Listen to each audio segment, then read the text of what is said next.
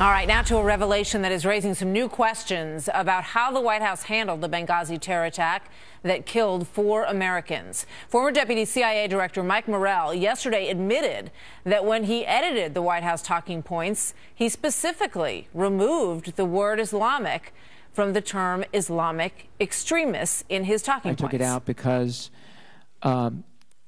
we were dealing with protests and demonstrations across much of the Muslim world as a result of the video.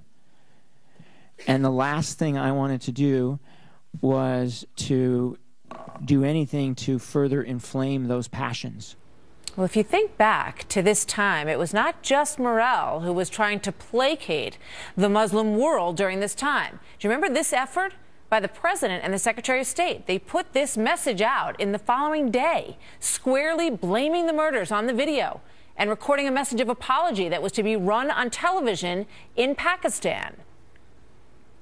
The United States government had absolutely nothing to do with this video.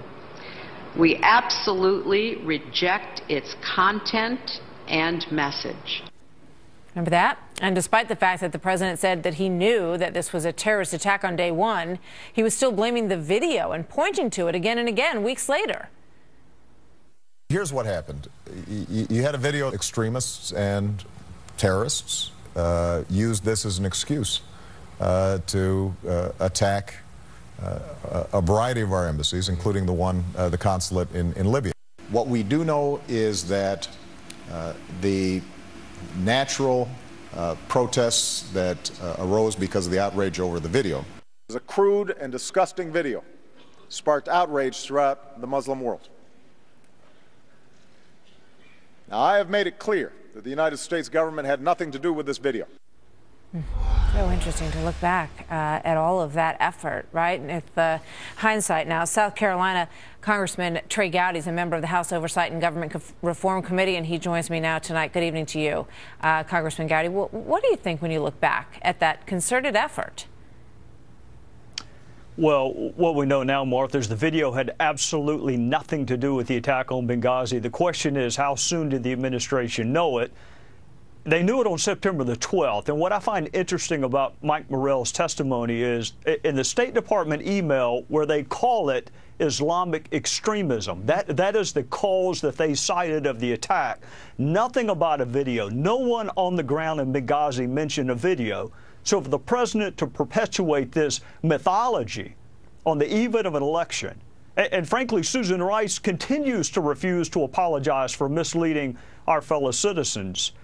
Mike Morell made 8 different changes to the talking points, and Martha, every single one of the changes he made, going from an attack to demonstration, from terrorism to extremist, every one of those changes was calculated to cast this administration in a more favorable light. You know, it's interesting because he said that he took the word Islamic out because he didn't want to further fan the flames that he felt were simmering across that entire area. And we did see the outrage and protest that happened in Cairo, and there was that belief that maybe this was what had stirred here. But as you point out, clearly within the first 24 hours, they knew that this was a very orchestrated and militarily sophisticated attack. So, you know, why would he feel that he needed to remove that word from that testimony, given the fact that they knew at that point that that's exactly what it was? Well, Mike Morell gave 2 explanations, both of which are patently absurd. Number one, he said that he didn't want to spawn more violence. You know, if we just apologize enough, particularly to countries that don't let women drive or don't let women vote or still have these oxymoronic things called honor killings, if we just apologize enough under some version of the Stockholm Syndrome, they'll forgive us. The other absurd explanation was, he said, what other kind of extremists are there in Libya? There aren't Mormon extremists. There aren't Episcopalian extremists. The problem with that, Martha, is in their own documents they call it Islamic extremists. That's right. So they're willing to say to each other, but they won't tell the American people, which leads to the third explanation.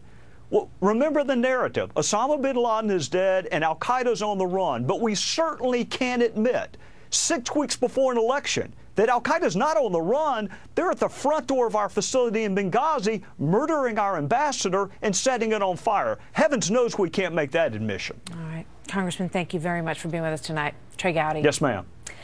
So there is the view from Capitol Hill that you just heard from Trey Gowdy, and then there is another view. Mark Thiessen is a Washington Post columnist who is also a presidential speechwriter in the Bush White House, and he joins me now. Mark, good evening. Good to see you. Good to be with you, Martha.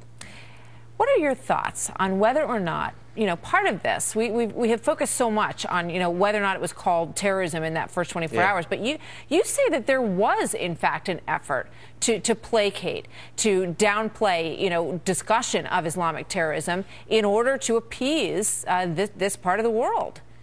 Oh, no, definitely there is. And unfortunately, it's a bipartisan phenomenon trying to downplay the word Islamic. I remember in the Bush administration in about 2005, the Pentagon wanted to rename the war on terror the Global Struggle Against Violent Extremism, the GSOV, and it was absurd. I mean, we weren't at war with all violent extremists. We weren't at war with the IRA and the Tamil Tigers. We were at war with Islamic extremists. So even within the Bush administration, we had our struggles over whether to call it Islamic or not. But we never struggled with whether to call it terrorism. And that's the problem that we're facing here today with Benghazi. President Obama didn't want to admit this was a terrorist attack. So I wish we could blame this on sort of a high-minded, misguided foreign policy motive, but it was a crass political motive. He wanted to get reelected, and he didn't want the American people to realize that al-Qaeda was not, in fact, on the run. All right. Mark, thank you very much. Always good to hear from you.